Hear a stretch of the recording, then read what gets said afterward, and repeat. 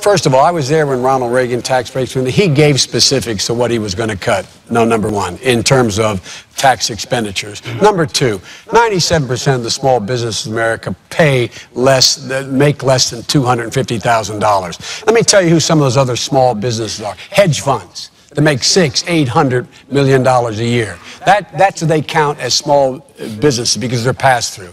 Let's look at how sincere they are. Governor Romney on 60 Minutes, I guess it was about 10 days ago, was asked, Governor, you pay 14% on $20 million. Someone making $50,000 pays more than that. Do you think that's fair? He said, oh, yes, that's fair. That's fair.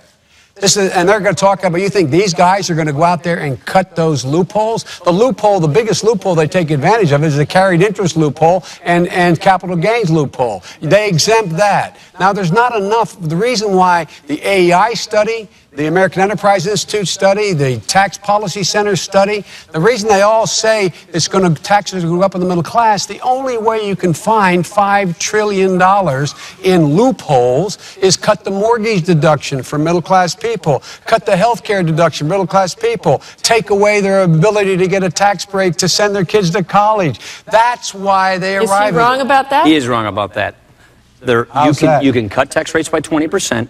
And still preserve these important preferences for middle-class taxpayers. Not mathematically possible. It is mathematically possible. It's been done before. It's precisely what we're proposing. It has never been done before. It's been done a couple of times, actually. It has never been Jack Kennedy done lowered before. tax rates, increased growth. Ronald Reagan. Now you're Jack Kennedy. Ronald Reagan.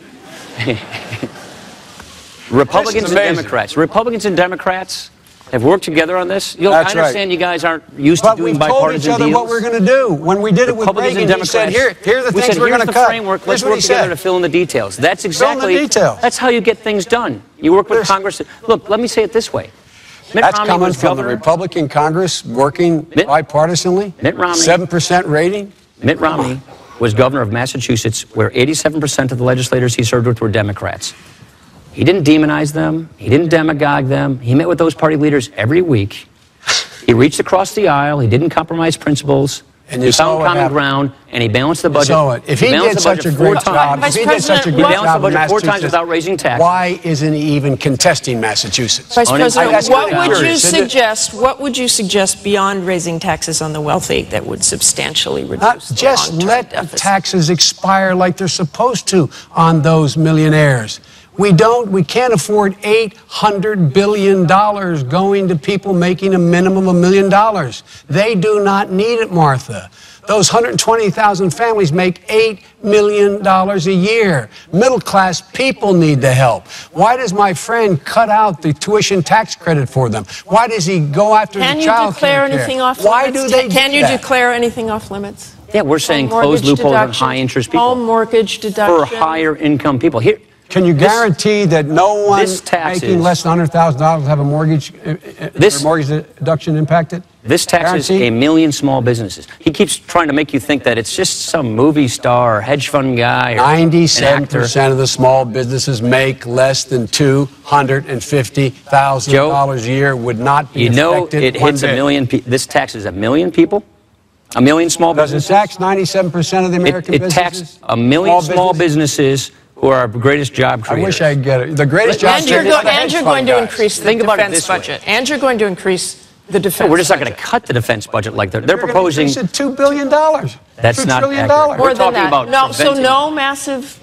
No, we're saying defense increase. Okay, you want to get into defense now? Yes, I do. So because that's another math question. Right. Okay. How do you do that? So they proposed a $478 billion cut to defense to begin with.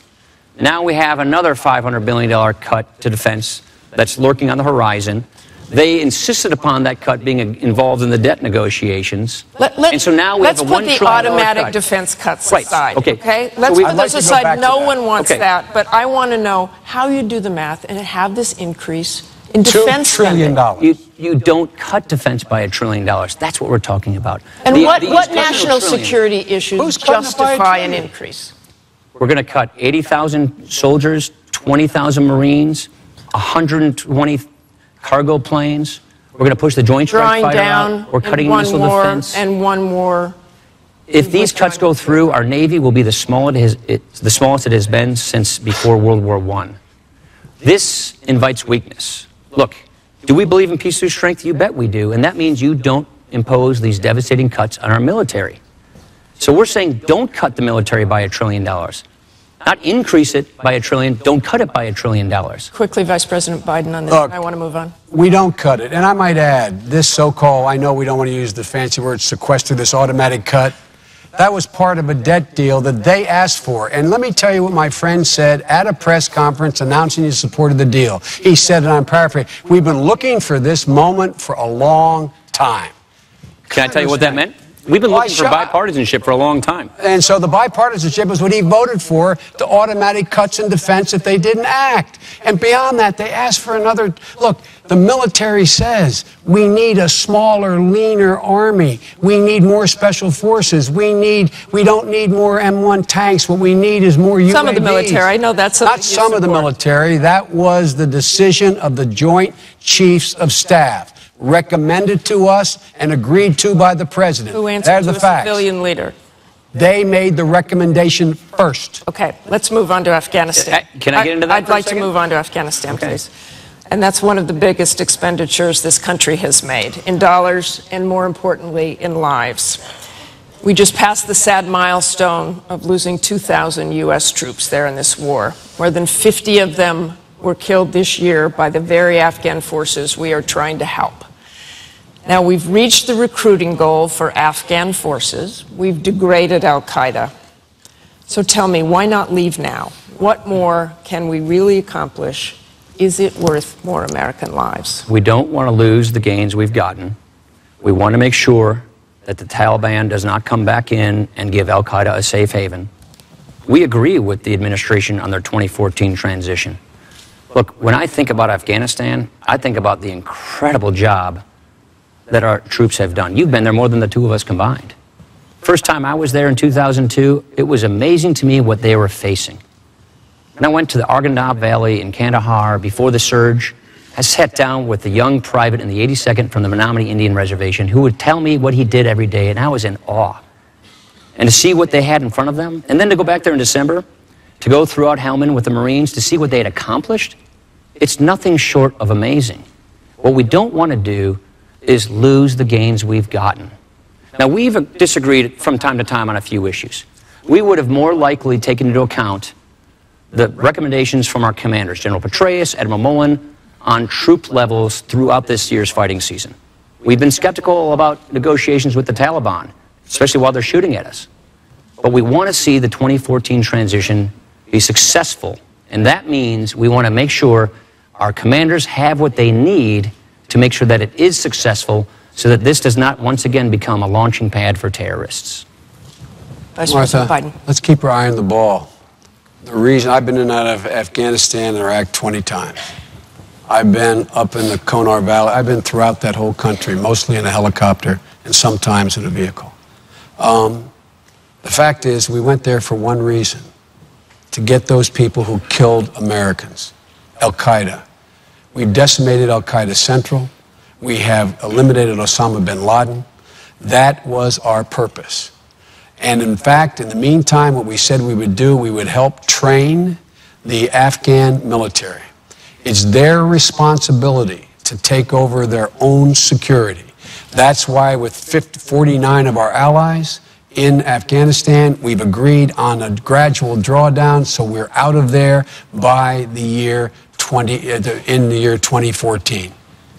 My friend and the governor say it's based on conditions, which means it depends. It does not depend for us. It is the responsibility of the Afghans to take care of their own security. We have trained over 315,000, mostly without incident.